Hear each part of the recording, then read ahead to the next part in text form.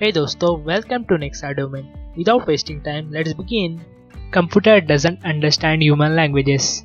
Let's check an example to get more clear picture of it. This is Ramesh and here his computer. Ramesh ordered his computer to play song for him. But computer doesn't understand Hindi, Marathi, German or any human languages. So computer won't be able to serve his master's order. Then how Ramesh will interact with his computer? The languages computer know have been broadly classified into few major types. They are as follow: markup language, programming language and scripting language.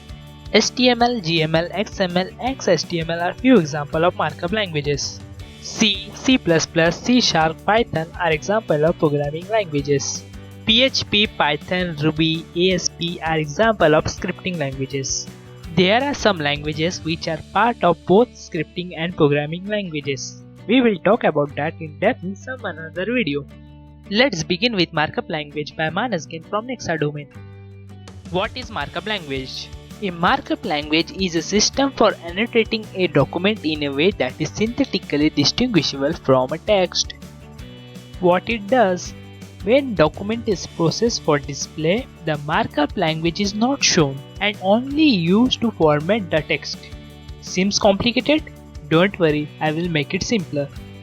In simple words, a markup language is a computer language that uses tags to define elements within a document. You may be wondering what the tags in computer meant for. In clothes, tags usually indicate the brand, size of the garment, fabric used and the washing instructions. In web, tags indicate what should be displayed on the screen when the page loads. Tags are the basic formatting tool for any markup languages. Tags are made up of three important components: opening part, content and closing part. Let's find more about each component in detail. Opening tag.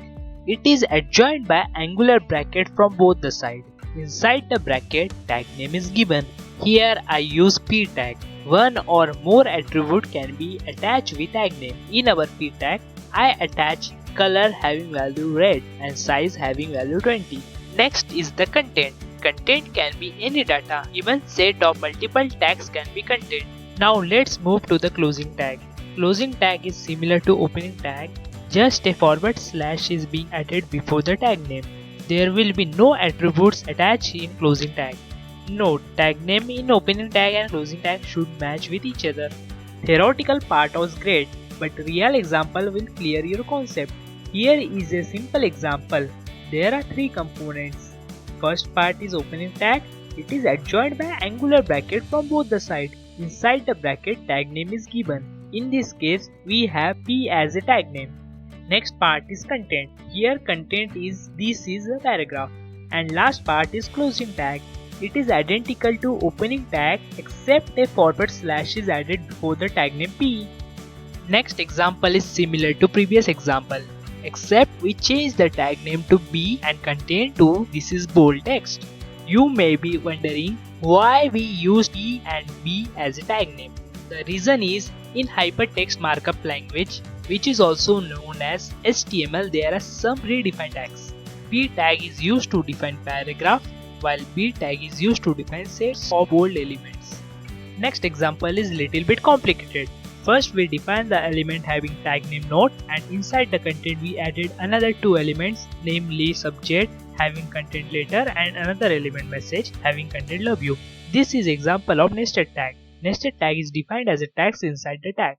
I would suggest you to pause the video and note down the following examples. Let's move to more complex example. Starting with prologue, you want to send red colored note having subject and message. In markup language format, we will start with the note tag having background color equal to red as an attribute. Inside the note, we will add subject tag with font size equal to 34 as an attribute. Inside subject tag, we will add letter as a content. We will add another tag name message within the note tag with class equal to text blue as an attribute and love you as its content. After the browser processes this markup, we will get the following result in our browser. You may have learned about the web tags. Now let's go back to markup languages. Markup files contain standard words rather than typical programming syntax. It is readable by human as well as computer. Markup language have a long list of sub-languages. Some of the popular languages are as follow: HTML, Hypertext Markup Language; KML, Keyhole Markup Language; MathML, Mathematical Markup Language; HGML, Standard Generalized Markup Language; XHTML, Extensible Hypertext Markup Language; XML, Extensible Markup Language. There are plenty of markup languages, but most popular are only two: HTML and XML. HTML is used for creating web pages, while XML is used for storing structured data. Elements in HTML are defined by HTML tags, while in XML we use custom tags to define an element. Most of the HTML tags are already predefined. Head tag, body tag, div tag, paragraph tag and many more are used to annotate the section of HTML document. Table tag, form tag, image tag and anchor tag are used to annotate the HTML element within the page. Here is an example of XML file that store information about computer models. Starting with computer tag, then inside it first tag having information about the manufacturer.